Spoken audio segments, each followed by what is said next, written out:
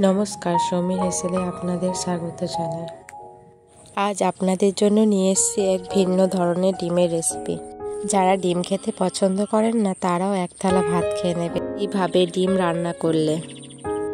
আমি এখানে 5টা ডিম সেদ্ধ করে নিয়েছি, ভালো করে ছাড়িয়ে নিলাম। এবার ডিমের মাঝ বরাবর কেটে 2 টুকরো করে নেব। এবার ডিমগুলোতে মাখিয়ে নেব আস্তে আস্তে হলুদ, সামান্য নুন, লঙ্কা গুঁড়ি। এবার ভালো করে আস্তে আস্তে মিশিয়ে নেব পুরো ডিমের সাথে।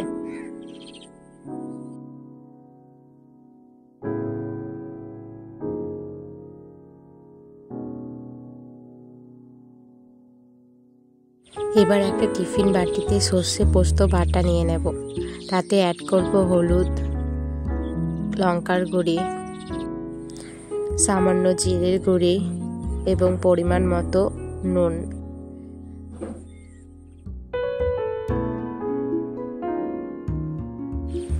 এবার একটা চামচের সাহায্যে পুরো মিশ্রণটিকে মিশিয়ে নেব। ভালো করে মিশানোর পরে এতে অ্যাড করব আস্তে আস্তে ডিমগুলো সুন্দর করে সাজিয়ে নেব ও উপর দিয়ে একটা চামচের সাহায্যে ওই মিশ্রণটি ডিমের উপর ভালো করে মাখিয়ে দেব। সবগুলো ডিম সুন্দর করে এইভাবে একে একে সাজিয়ে নেব। এবার 4-5টা কাঁচা পাকা লঙ্কা এর উপর দিয়ে মাঝ বরাবর কেটে দিয়ে দেব। সাথে অ্যাড করব সর্ষের তেল।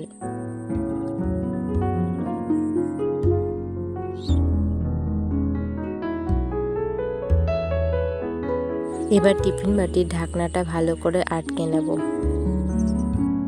এবার একটি কড়াইয়ে সামান্য জল গরম করব।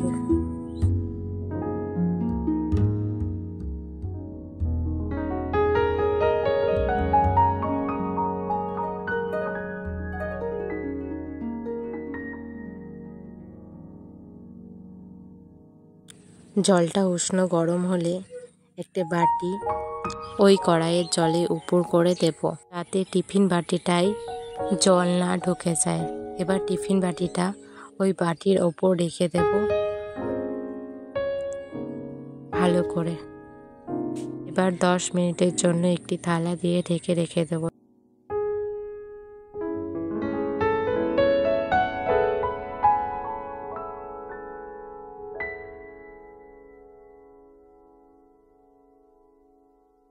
10 মিনিট বাদে থালা খুলে নামিয়ে নিলে রেডি হয়ে যাবে আমার ডিম ভাপা।